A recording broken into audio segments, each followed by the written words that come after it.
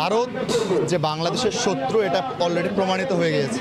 এরকম যদি চলতে থাকে আমরা লং মার্চে শিলিগুড়ি করিডোরে কিন্তু চলে যাব। ভারতকে আমরা আমাদের আকাশ সীমা দেব না। আমাদের সমুদ্র বন্দর ব্যবহার করে তারা সিকিম আসাম ব্যবহার করছে, এটা আমরা বন্ধ করে দিব। আমাদের যে আকাশ, এই আমাদের আকাশ ব্যবহার করে ভারত কিন্তু তার 7টা যে রাজ্য আছে সেই রাজ্যগুলোতে কিন্তু তারা বিমানের মাধ্যমে আমরা আমাদের আকাশ বন্ধ করে দিব।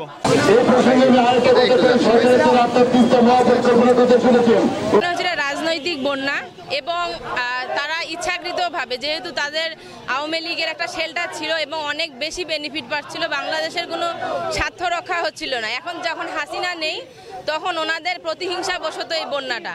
এরকম যদি চলতে থাকে আমরা লং মার্চে শিলিগুড়ি করিডোরে কিন্তু চলে যাব, লং মার্চ দিয়ে। ওরা যদি এমন করে আমরাও 7 সিস্টারকে নিয়ে মানে কাহিনী শুরু করতে পারবো।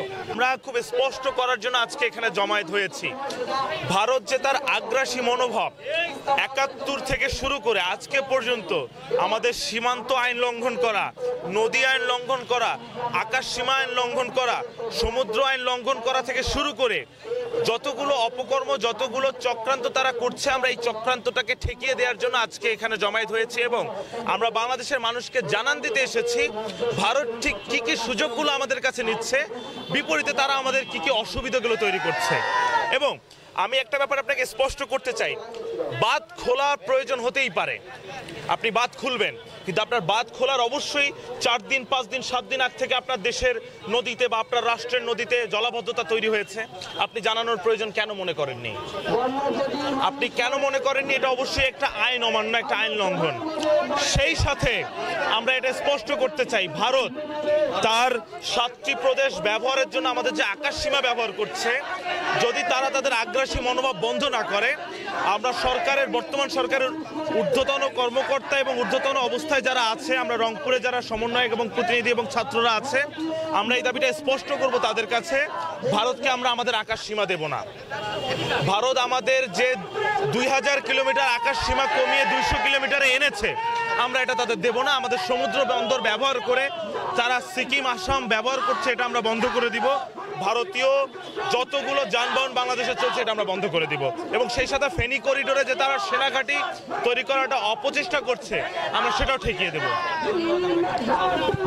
আপনারা এই জিনিসটা বুঝেন যে শেখ হাসিনার যে স্বৈরাচার সরকার ছিল, এই সরকারটা বলা যায় যে এটা ভারতের পুতুল সরকার।